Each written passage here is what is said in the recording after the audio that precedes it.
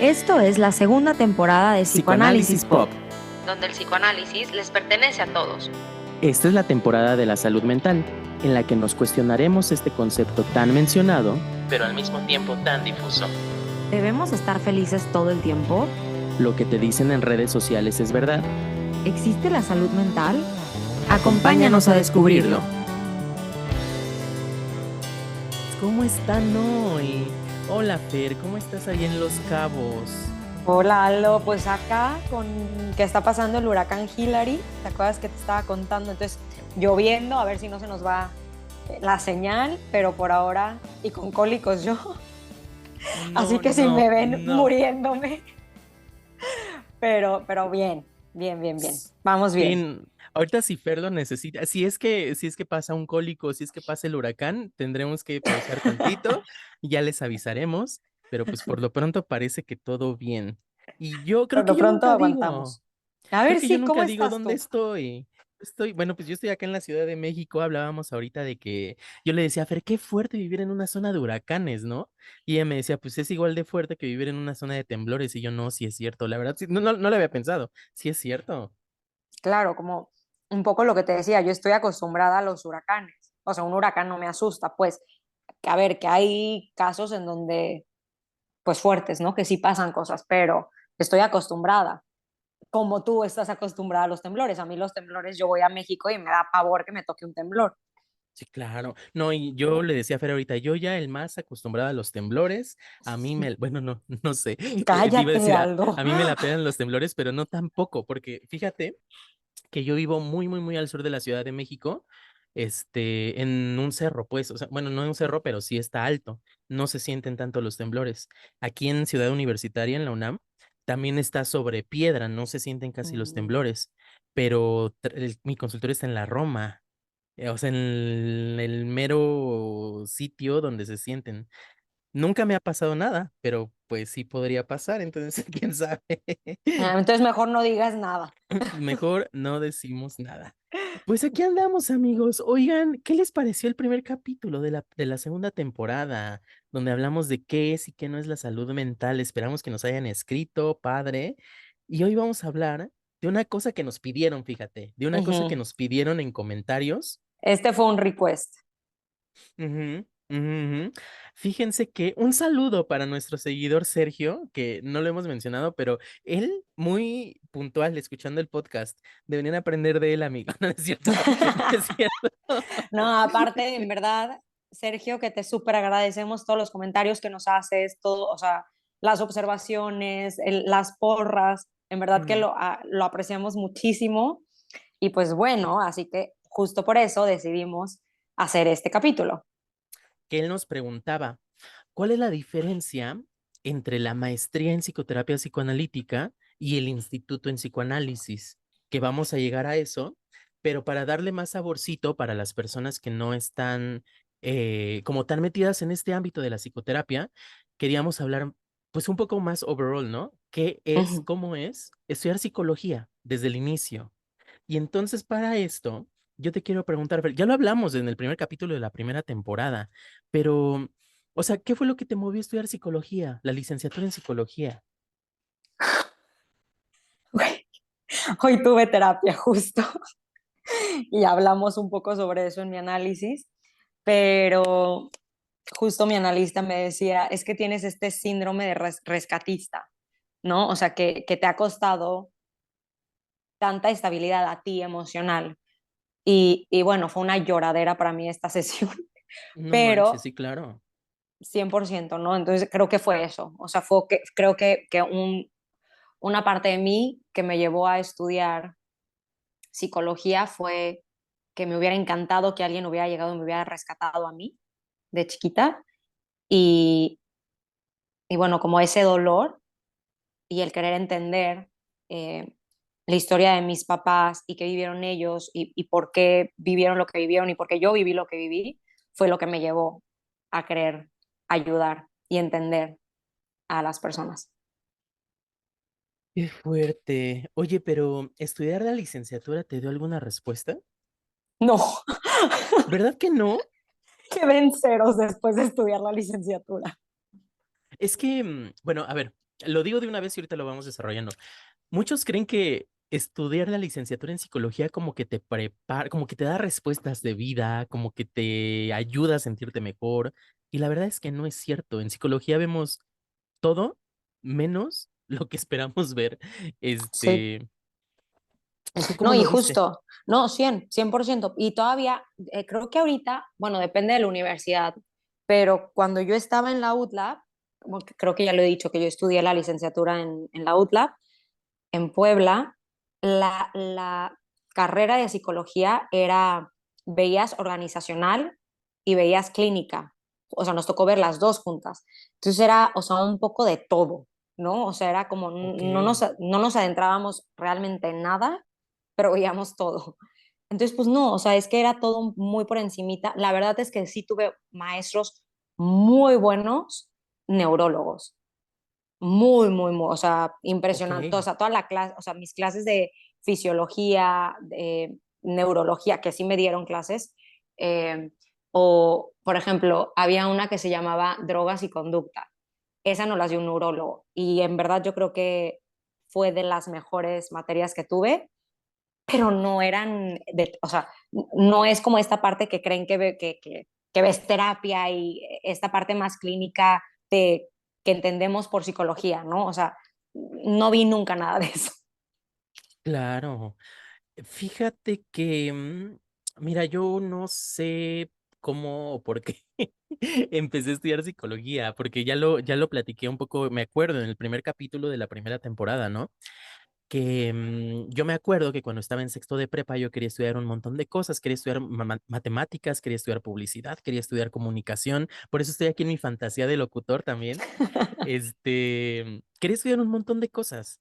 Y como que 2 meses antes de hacer el examen de la UNAM, dije, no, pues psicología. Y si trato de recordar, no me acuerdo muy bien por qué quería estudiar psicología, pero sí tenía que ver como con, o sea, por ejemplo, estamos saliendo de la prepa, estamos con nuestros amigos, estamos observando un montón de cosas y como que sí me surgía la pregunta, pues, ¿por qué hacen todo esto? O sea, ¿por qué se comportan así? Y quizá yo en ese momento, yo sería un inventado si te dijera, quería entenderme a mí mismo, porque todavía no estaba ese ojito, pero ya a Mm. medida que fui, como que empecé con esta curiosidad de por qué los demás hacen lo que hacen, pero esta curiosidad de por qué yo hago lo que hago, pues fue a lo largo de la carrera, pero no por la carrera, la verdad. Sí, sí, no, justo, y es que también yo creo que ahí es donde depende como mucho de la historia de cada persona que estudia psicología, ¿no? O que va a terapia o que está como metida en este medio, porque creo que al final a todos nos llega esa duda de por qué yo hice lo que hice o por qué a mí me pasó lo que me pasó, ¿no? Pero ya sea a mí me tocó muy chiquita, pero porque yo tuve, y como lo he dicho mil veces, o sea, un TCA, entonces me tocó como cuestionarme a mí muchas cosas desde muy chiquita, pero Sí, siento que cuando empiezas en este camino, sí o sí te llega esa pregunta, ¿no? O sea, esta parte de sí, curiosidad sobre ti mismo. sí, oye.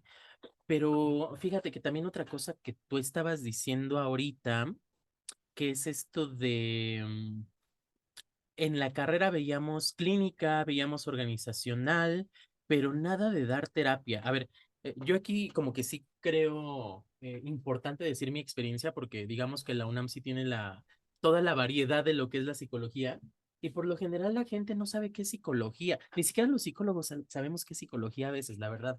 O sea, existen, para los que nos escuchan y no lo sepan, existen varias áreas de la psicología, varios campos de conocimiento.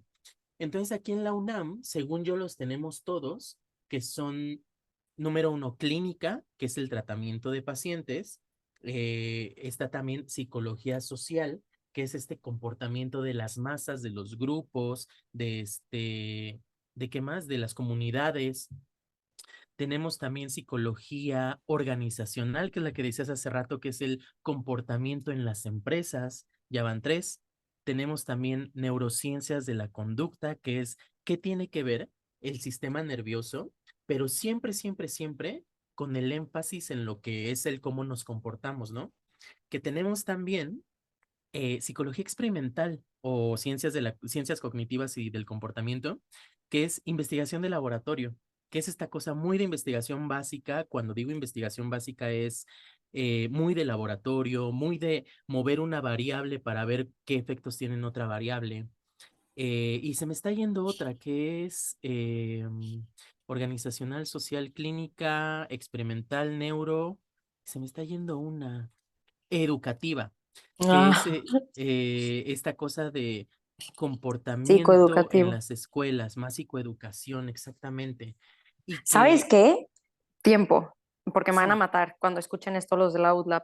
Me estoy mintiendo, en la UDLAB también vimos todas, ¿eh? O sea, ahorita que estás diciendo todo esto, dije, por supuesto que llegué, o sea, justo cuando yo estuve allá, eran 5 años de carrera y órale, era de las más largas porque justo veíamos todas. Entonces ok. pasabas de que por áreas. Entonces sí, perdónenme, yo en mi despiste como siempre, pero no, sí, sí vimos todas. Fíjate, o sea, y yo como que tenía la impresión de que, por ejemplo, en la Ibero, en la Nahua, por lo que me contaban, como que veía nada más clínica y organizacional, como que a lo mucho. Pero Sí, entonces sí las no, no, veían no. todas. No, con nosotros, sí, porque por ejemplo, me estoy acordando, haz cuenta que lo dividían por semestre, depende del Ok, semestre, te ponían eh, un área, o sea, ya sea experimental, social, clínica, neuro y ¿cuál era la otra? Y educativa. Y ujú, ahorita que estás diciendo eso, justo me acordé por los maestros que tuve. Entonces, ajá, cuando tocó toda esta parte de neuro fue cuando vimos drogas y conducta, fisiología de la conducta, o sea, vimos como con puros neurólogos. Luego, cuando vimos educacional, era con personas que, psicólogos que trabajaban en escuelas y nos llevaban a las escuelas. Y luego, así como social, hicimos experimentos sociales. En experimental, nos las pasábamos en el laboratorio con esa cuestión de ratones y abriendo cerebros. Entonces, ahorita que dijiste eso fue como memoria los desbloqueada. flashbacks. Yo dije, mentira, o sea, sí estuve ahí. Sí, oye, fíjate, yo, o sea, yo tenía la impresión de que como que en varias universidades no les daban todas, pero qué chido, ¿no? Sí, yo no sé, ya no lo hacen, ¿eh? O sea, yo fui la última Mm, generación que lo hizo. ok, Después ya bajaron los años de estudio de la carrera y aparte ya estaba dividida. O sea, ok, ya tú elegías por qué área te querías ir. Pero a mí sí me tocó ver todo. ok. Pero fíjate, ahorita que dices eso, la verdad es que también aquí en la UNAM, las materias de neuro y de experimental, ahí eran las mejores. Los profesores como que, Yo me explotaba la cabeza, te juro, igual, o sea, experimental nos tocó un maestro que yo decía, es impresionante él. Y a ver, y él ujú, estaba más metido en experimental y aparte le encantaba, porque era parte de con ratones y esto también era como ver electroencefalogramas y ver, te ponían como cosas que hacer y entonces tenías que analizarlo, o sea, y era un genio. A mí, el de neuro y él se me hacían genios, cañón. es que aparte es impresionante, o sea, te- como que suelen ser materias, suelen ser profesores también Muy. más organizados.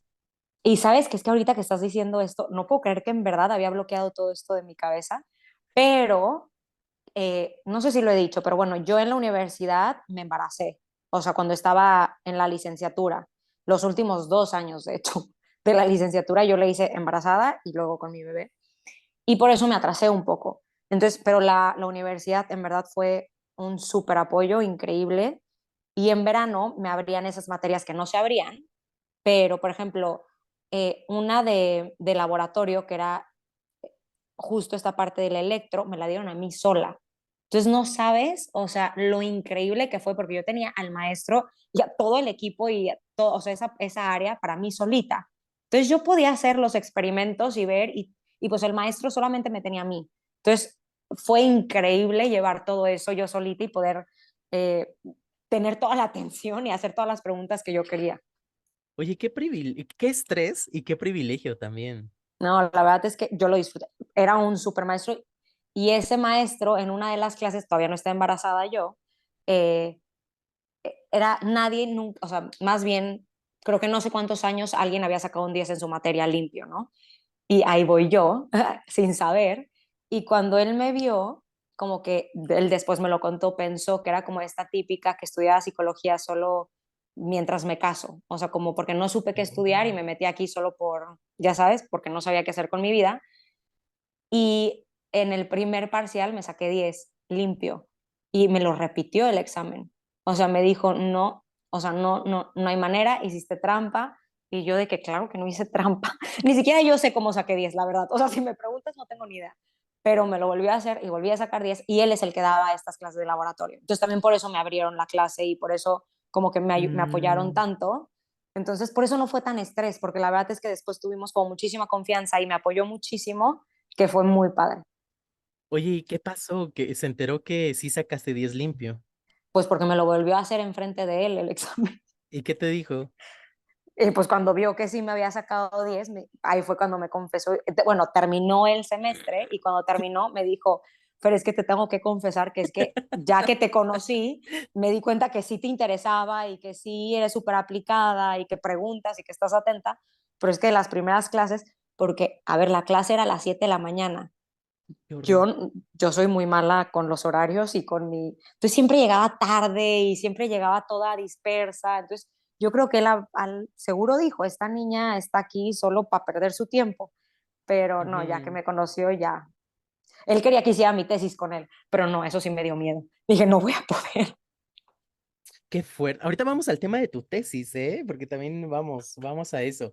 Pero, oye, qué chido, qué chido. Sí, sí. Fíjate que acá, oye, también pregunta, porque yo creo que eso también es una diferencia importante. ¿De cuántos alumnos solía ser tu grupo o tus grupos? Mis grupos eran máximo, según yo, de 20. Qué Máximo. bendición, Éramos qué muy poquitos, bendición. ¿eh? Éramos muy, muy pocos, porque nunca se llenaba aparte. O sea, era muy raro que se llenara. Pero es que la UTLAP es chica. O sea, Mm, según yo en la UTLAP no, o sea, tienen un límite y se acaba. Entonces, sí, la verdad es que éramos muy poquitos. mm. ¿Tú Acá en CEU allá cómo era? eran grupos de 60. En los primeros semestres sí son de 60, van saliendo conforme van avanzando los semestres, Ujú. pero sí 60, 50, una cosa así. En los primeros 4 semestres, y ya que entras a área a partir de quinto semestre, pues ya son grupos más chicos, pero un grupo chico acá es de 25. Lo que era más o menos mi grupo normal. ¿Pero a qué te refieres cuando dices área? Ah, esa es otra cosa, porque acá en CEU, la carrera dura 4 años, es decir, 8 semestres. Y los primeros 4 semestres son de área formativa, es decir, llevas materias de todas las áreas. Mm. Y a partir de quinto, tú escoges las materias de qué área quieres. Entonces, por ejemplo, yo metí, bueno, ya les platicaré ahorita eso, yo metí puras de experimental y algunas de clínica. Entonces, yo nada más llevaba experimental y clínica a partir de quinto semestre. ¡Wow! Ah, no, acá no. O sea, acá veías de todo de hasta que te graduabas. O sea, no podías, o sea, no, nosotros escogíamos nuestras materias de más bien cómo queríamos acomodarlas en el semestre, pero Ujú. tenías esas materias y todas las tenías que llevar. Entonces no Mm, salíamos con, porque, por ejemplo, mi cuñada, ella estudió psicología en la Autónoma de Nuevo León ok. y ella al final también salió tipo con una especialidad, porque al final como o sea, se termina yendo por un área. Acá Ujú, nosotros no salíamos con nada, o sea, salíamos con la licenciatura de psicología y se acabó. ujú. Ok. Oye, ¿y cuál era tu materia favorita o tus materias favoritas? Mis materias favoritas, mi materia favorita de todas fue la de psicoanálisis. Nos dieron una Ah, ok. clase, era una maestra argentina, es, me imagino, muy, muy buena, eh, pero fue, o sea, me fue muy bien en la universidad, la verdad, pero esa materia fue la única en la que me fue muy mal. Ok, ok, ok. ¿Qué veían o qué? Vimos, vimos mucho Freud y Lacan. Ella era Ok. lacaniana. Entonces, sí, como que, por ejemplo, todo el complejo de Edipo, todo esto nos los enseñó a través de los ojos de Lacan. Y aparte la expresión a través de los ojos de la cara. Es que fue de las cosas más complicadas que vi en mi vida, te lo Ay, está juro. O sea, horrible, güey. nos Perdón, dejaba unas analistas lacanianos, lecturas pero. que yo, te juro, leía y yo decía, es que aparte en la licenciatura, a ver, no tenía ni idea de nada de psicoanálisis, la verdad, y yo decía, ¿qué estoy leyendo? O sea, pero a ver, eh, en la licenciatura yo leí El placer de leer a Freud, de Nacio, Ah, y qué se me hizo chido. una joya, o sea, joya, joya, y de ahí fue cuando dije, si yo ya decía que quería ser psicoanalista, ahí fue cuando dije, es que 100% tengo que ser psicoanalista, o sea, no hay manera de que no, aunque esté batallando con mi vida, pero es que nos dejó unas lecturas que eran difíciles, Aldo, pero te juro que eran joyas, o sea, que yo las leí, yo decía, esto me vuela la cabeza un millón de veces.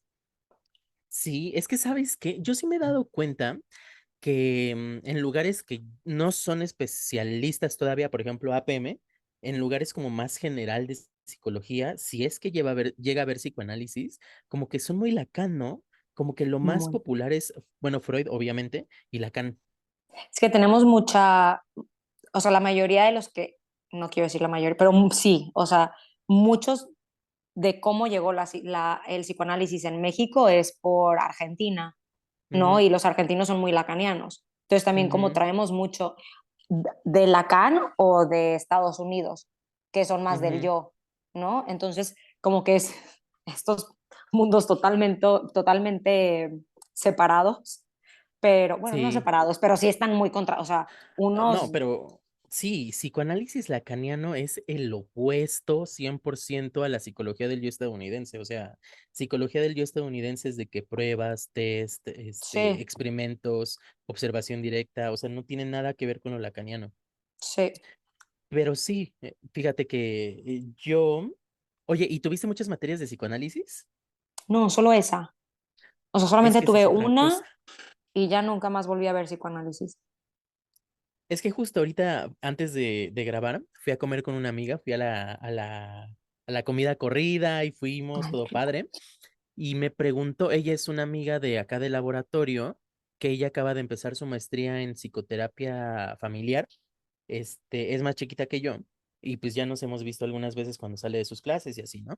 Fuimos a comer y me preguntan, em, ¿cómo te acercaste al psicoanálisis? Y yo pues ya le di vuelo a la hilacha, ¿no? Pero le digo, es que cuando yo estaba acá en la licenciatura en la facultad, yo no tuve clases de psicoanálisis. O sea, yo tuve una clase de psicoanálisis con un doctor que era lacaniano también 100%. Entonces era de que sí nos dejaba leer cosas y así, sus clases eran buenas, eran bastante buenas, pero la verdad es que no le entendíamos. O sea, sonaba Mm. padre, pero no le entendíamos. Es que sí, o sea, es que ya brincándome un poco a la maestría, pero es que cuando llegué a la maestría, que llegamos juntos, yo me acuerdo que hablaban y que yo decía, ¿qué? O sea, en la vida había escuchado un montón de términos del, o sea, o a lo mejor los escuché en la licenciatura, pero es que si lo ves una vez, o sea, en una clase, en Ujú, 5 años, para mí no fue nada. Entonces, como que yo ujú. decía, no, no sé de psicoanálisis, o sea, no sé nada de psicoanálisis en verdad. Sí, claro. O sea, y para quienes nos estén escuchando también que, bueno, pues nuestro título que del podcast, no es, como se llama el podcast, pues es Psicoanálisis Pop, chance y les interesa el psicoanálisis. Y como decirles de una vez que si se meten a la licenciatura en psicología no van a ver casi psicoanálisis. Y peor tantito, no salen preparados para la clínica, no salen preparados para dar psicoterapia. O sea, lo mucho, por ejemplo, acá yo llevé materias de entrevistas, sí, de las primeras entrevistas, llevé materias de psicometría, llevé materias de psicodiagnóstico, o sea, como que te preparan un poquillo para entrevistar, sí, y el diagnóstico, como para el primer contacto, pero para llevar un proceso terapéutico, la verdad es que no. No, yo, igual que tú, ¿eh? O sea, entrevista, diagnóstico, test, o sea, nos dieron creo que 2 materias sobre eso, pero sobre cómo dar, o sea, todo el proceso terapéutico, bueno, yo salí en ceros, o sea, no tenía ni idea de cómo se hacía. Y justo un poco tenía idea, pero porque yo había ido ya, o sea, llevaba muchos años en terapia yo, entonces por eso Ujú, sabía que era la terapia. Pero ujú. si yo tenía compañeros que nunca en la vida habían ido a terapia y que estaban en psicología y yo decía, con las clases que están teniendo es que ni yo me siento preparada. Si nunca has ido a terapia es que no sales preparado, no tienes ni idea de qué es la terapia. Ujú. Sí, o sea, y aquí sirva también para decir una cosa un poco incómoda. que luego yo lo decía mucho en mi TikTok cuando usaba TikTok, que síganme si quieren, @AldoCristian, AldoXtian, ahí me encuentran, pero ya tiene mucho que no subo nada, ¿eh? Entonces ahí van a encontrar TikToks viejos.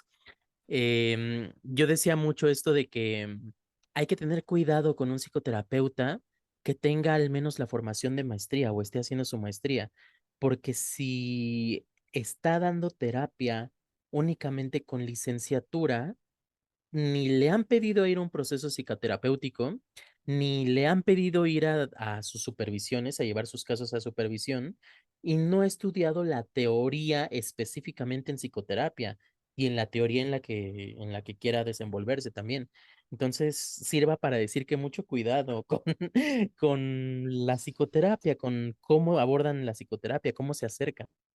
Y también, sabes que ahorita estoy, según yo, legalmente no se puede. O sea, según yo, por ley, es que si te piden tu cédula o una especialidad en psicoterapia o algo. Sí se puede, legalmente sí se puede. Sí se puede. A mí me asustaron en la maestría. Me decían Ajá. como, tienes que tener mucho cuidado porque para dar terapia, digo, nos dejaban dar terapia, no es que no nos dejaban mientras que estábamos, más bien teníamos que hacerlo, ¿no? Ujú, Pero sí teníamos que tener cuidado. ujú. Digo, qué triste que se pueda legalmente, no debería de poderse, la verdad, porque, porque estás hablando del psiquismo de alguien más, o sea, tendríamos que tener mucho más respeto, la verdad, a eso, pero digo, qué mal que se puede, pero sí deberían de pedirnos más cosas. Sí, es que fíjate, yo te voy a traer chisme tiktokero. Yo cuando estaba más metido en esas cosas de TikTok, por aquella época, hace un año, 2 años, había una psicóloga que se llamaba Laura algo, no me acuerdo, una señora algo grande, como en sus 50 quizá, y decía esto de que no, es que legalmente sí se puede, que si tienes tu cédula de licenciatura, tú abre tu consultorio, que no sé qué. Y varios se le fueron, ¿no? De que, pues no, o sea, en licenciatura no tienes formación en psicoterapia. Y la verdad es que ella tiene razón, legalmente se puede, pero no debería poderse. No tienes la preparación. Sí, no. No, y a ver, y muchos van a decir, bueno, a ver, ok, estoy saliendo de psicología, no tengo la preparación, pero en algún punto tengo que empezar. Y sí, o sea, sí es importante que empiecen, pero acompañados. O sea, Sí, no se lo avienten solos, porque obviamente nosotros empezamos sin tener la maestría, ¿no? O sea, es la realidad, nosotros empezamos a dar terapia dentro de la maestría. O sea, el primer día de maestría me vas a decir, Fernanda, bueno, ¿qué tanto sabías realmente? Pues tenía mi experiencia en terapia, pero de ahí en fuera no tenía nada. Pero ya estábamos supervisados. O sea, en el momento que ajá. estábamos ahí adentro, ya nos hacían ir a nosotros a terapia sí o sí, y aparte nos supervisaban nuestros casos, que ya estás acompañado.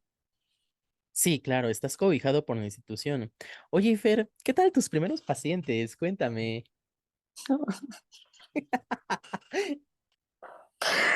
Mis primeros pacientes. A ver, las primeras terapias que me voy a, qué mentirosa soy, ¿eh? Me voy a desmentir yo solita. Mis primeras sesiones que di fue en la licenciatura con una maestra que tenía una asociación de mujeres que habían sufrido violencia.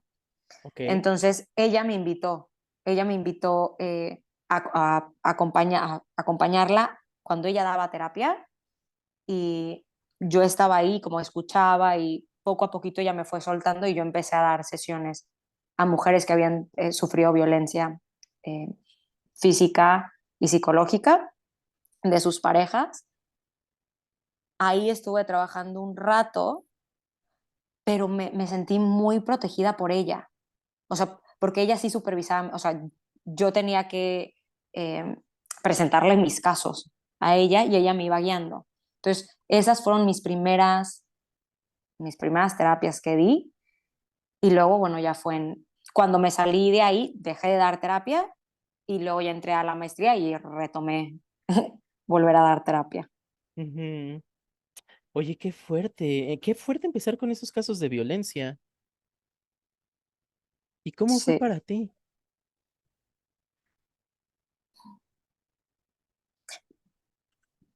No sé si ya lo había contado, pero yo estuve en una relación en donde hubo mucha violencia y terminó en violencia física. Entonces, Mm, por parte de él hacia mí. Entonces fue algo que ya llevaba trabajando yo en terapia mucho tiempo. Ujú. Entonces me sentía bastante fuerte. O sea, yo me sentía en un momento de mi vida en donde era algo que ya llevaba trabajando, en donde sabía lo que dolía, pero también sabía cómo podía elaborarlo. Sí, Entonces me sentí muy segura dando terapia en esa área, en ese momento de mi vida. qué fuerte cuando tienes que atender a alguien que ha pasado por algo similar a lo tuyo, ¿no? Sabes que lo difícil es no caer en tú verlo solamente a través de tus ojos. Claro, O sea, no quitarle la vivencia a ella a través de ti. claro. Yo creo que eso era lo que se me hacía difícil a veces, o sea, el decir como eso es lo que tú, como tú lo viviste, como tú lo sentiste, pero ¿qué te está diciendo ella? O sea, sin Ujú, dejar de ver al otro, eso a veces es difícil, pero es muy importante hacerlo. ujú. Sí, pero qué valiente que te aventaste. Yo a Fíjate veces me que, aviento sin pensar. no, y es que es bien importante. Fíjate que yo en la licenciatura yo le invertí muchísimo más al área experimental. Entonces, la verdad es que creo que, o sea, un poco así modestia aparte, sí creo que soy bueno en la investigación, en mi investigación de laboratorio. Eh, No, no pero crees, eres muy bueno. Pero justo lo que estaba hablando ahorita con mi amiga, Brasil, un saludo, que sé que nos escuchas, es que para mí hubiera sido muy fácil quedarme en la investigación. O sea, y yo le decía, puede que la investigación suene difícil porque es cierto control experimental, es saber redactar en español, inglés, redactar ciencia, es saber estadística, pero eso es fácil, a mi modo de ver, a comparación de estar frente a un paciente. O sea, de verdad, no sé cómo se los puedo decir que sí, o sea, para redactar artículos científicos sí se necesita cierta talacha, se necesita saber bastantes cosas, pero bien que mal eso lo tiene certero. O sea, como que te da cierta certeza. Un paciente no. Y aparte, cuando estás frente a un paciente, tú te juegas todo tú, como ya lo hemos dicho. Ayer estaba en un grupo de estudio que ya les he contado con María Pía, que dirige el grupo de estudio, y ella dice, es muy winnicottiana, y nos dice esto de que es que a mí me sale mucho decirle a los pacientes, a ver, cuéntame cómo te vas sintiendo, cómo estás, muy amorosa, muy holding, muy sostenedora. Y yo le digo, es que a veces me angustia que tú dices, es que a ti te sale, ¿y qué tal si a mí no me sale? Porque es esa incertidumbre, ¿sabes? Y sabes, o sea, yo creo que de las cosas más difíciles, como dices, o sea, de dar terapia, es que te pones tú y pones tu persona en juego, como dices, a ella le sale esa parte. Es que a Ujú, uno quién sabe si nos va a salir, ¿no? O sea, como no lo sabes. Y aparte, es que cuando le entras al dolor, o sea, cuando le entras a meterte al dolor de alguien más, un poco yo se lo decía a mi analista hoy, es como bajar al infierno y es que nunca bajas sin salir ileso. O sea, vas a regresar con algo distinto, con un dolor distinto, con algo que tendrás que ir elaborando y que ir procesando, porque es que no puedes bajar tanto ujú. sin que algo cambie en ti. Y eso es Sí, difícil, o sea, como manejar el poder irte hasta lo más profundo y hasta lo más doloroso de alguien y poderte sostener tú y poder sostener a alguien más. Es que no es, o sea, suena muy fácil, pero es que no es fácil. no, no es fácil. No, aparte, bueno, ahorita no, como que no estoy listo para hablar de esto en público, al aire, pero sí estoy pasando por una situación donde dudo si es suficiente lo que yo hago. Entonces, esta situación me hace dudarlo con mis pacientes también. Y es como de, ¿será suficiente lo que les estoy dando? Pero bueno, esa es mi duda personal. Y que fuera de mi duda personal, yo creo que un buen psicoterapeuta pues siempre tiene dudas. Ojo, o sea, tenemos que aprender a vivir con la duda. Y creo que también es necesario vivir un poco, no sé si necesario, pero como es que nunca tenemos la certeza. de nada. O sea, Ujú, la única certeza que tenemos es que no tenemos la certeza de nada. O sea, es que no sabes, sentimos mucho, pero así como racionalmente decir, estoy seguro que es esto y va por aquí, estoy segura que le estoy dando toda la contención que mi paciente necesita, es que no es cierto. O sea, no lo sabemos. Eso lo ujú, vamos descubriendo y vamos sintiendo y va cambiando y en un momento sí estás dando todo lo necesario y hay veces que dices, y me faltó, o y no lo vi por acá, o debí de haberlo visto que venía. O sea, pasa, ¿no? Estás hablando de un humano, cambia todo el ujú, tiempo. ujú. Nos van a decir que nos falta más análisis, Fer. Y sí, Ah, seguramente sí. uf, seguro, o sea, 100% seguro. Oye, y moviéndonos también, saliendo de la parte de la licenciatura, em, o sea, nosotros les contábamos alguna vez que en psicoanálisis puede ser esta parte de cómo están los grados acá en México, que es licenciatura en psicología, maestría y doctorado, ¿no?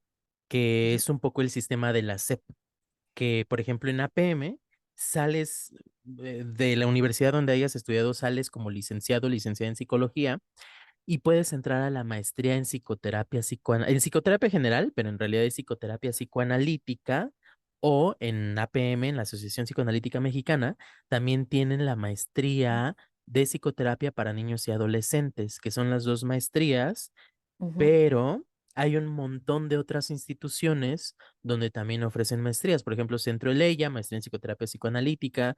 Igual ahorita me acaban de contratar no sé si lo pueda decir al aire, en la Universidad de Londres, que también tienen maestría en psicoterapia psicoanalítica. Tienen varias que van como por el sistema de la SEP, pero algo que no sigue el sistema de la SEP es la formación en psicoanálisis o el Instituto de Psicoanálisis. Es un poco un sinónimo, la formación en ujú, psicoanálisis o el Instituto de Psicoanálisis, que es esta preparación que Fer es lo que está viviendo justo ahorita, que para entrar en ella, el requisito que le dan en APM es que haya estudiado la maestría en psicoterapia, o sea, que ya tenga cierto recorrido en psicoanálisis. Y, a ver, cuéntanos, ¿en qué consiste, Fer? ¿Cómo es la formación? A ver, y un poco lo que dices, la formación ahí sí ya no tiene un grado en la SEP. O sea, ya la formación es que tú sales como psicoanalista, pero para la SEP sigue siendo maestra, o sea, sigue solamente contando con la maestría y ya está.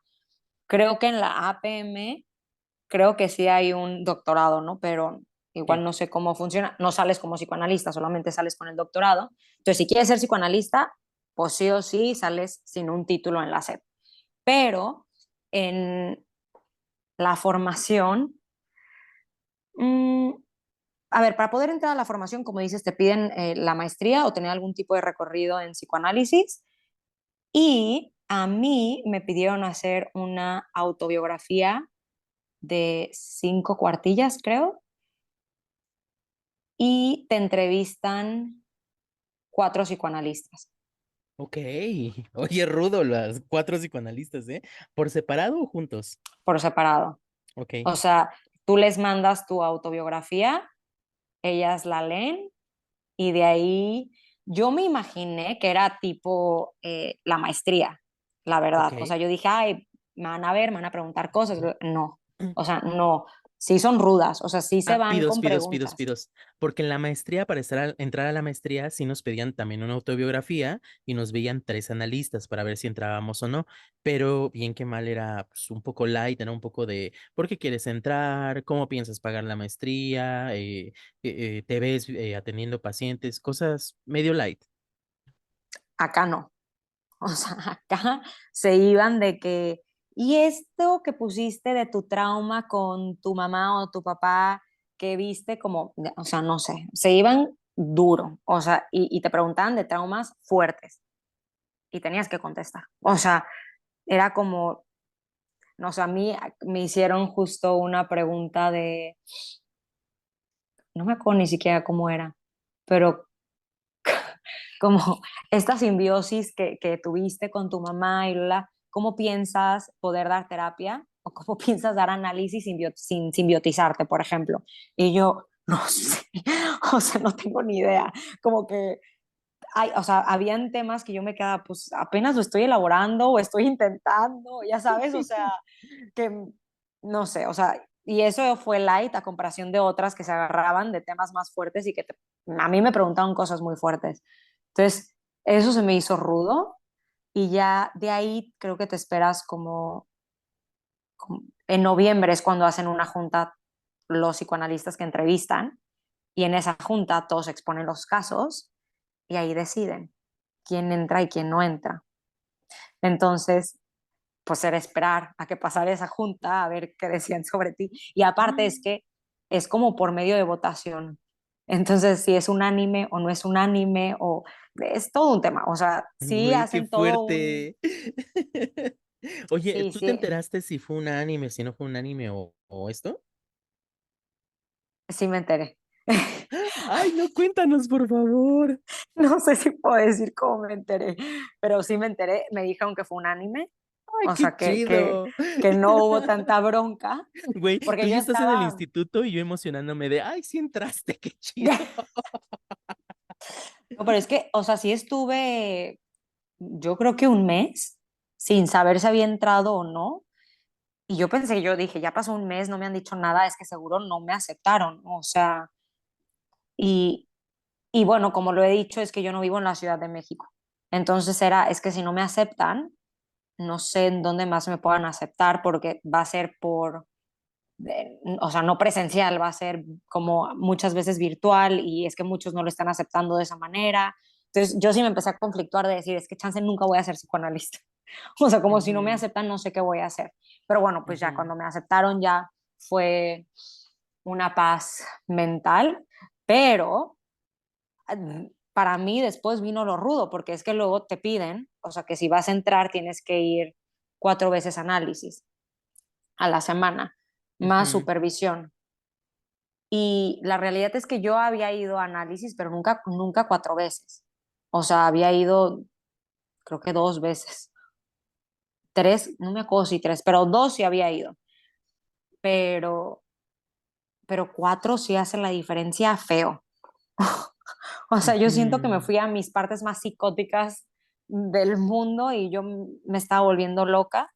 Entonces, más que la parte académica, o sea, que en la parte académica apenas acabo de pasar el segundo semestre, pero en la parte académica fue repasar a Freud de pies a cabeza el primer semestre, luego ya te van metiendo a más autores contemporáneos. Eh, entonces, la parte académica no se me hizo tan pesada, la verdad, o sea, se me hizo como muy parecido a la maestría. Se me hizo más pesado la parte de tu propio análisis, o sea, de tener que entrarle a cuestiones mucho más profundas porque pues tienen razón, es que si tú vas a llegar o vas a llevar a tu paciente a lados más profundos, tú tuviste que haber entrado y salido de ahí. Eso fue lo más difícil que se me ha hecho hasta ahorita. Güey, qué fuerte. Oye, y ahorita que estás mencionando esto del repaso de Freud de pe a pa, pues un poco para decirles también, ¿no? Que la práctica psicoanalítica actual, hoy en día, pues ya no es Freud. O sea, Freud es muy importante. Freud es muy importante, pero la práctica del psicoanálisis hoy en día ya no es de que en silencio y Mm. todos callados y psicoanalista pasivo y no te dice nada durante la sesión y nada más interpretar.